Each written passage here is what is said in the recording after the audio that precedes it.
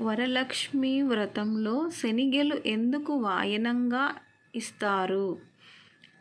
వరలక్ష్మి వ్రతంలో శనిగెలు ఎందుకు వాయనంగా ఇస్తారు అంటే, శనిగెలు గురుగ్రహానికి ప్రాతినిధ్యం.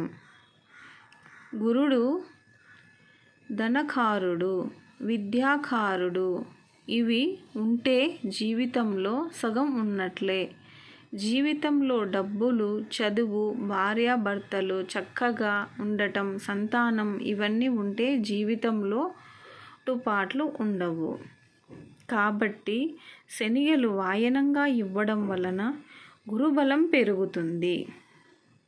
స్తోమతను బట్టి 9 మంది ముత్తైదువులకు వాయనం ఇవ్వడం లేదా ఒక ముత్తైదువుకు పూర్ణాలు శనిగలతో కూడిన వాయనం ఖచ్చితంగా ఇవ్వాలి. ఇలా చేస్తే చాలా మంచిదండి.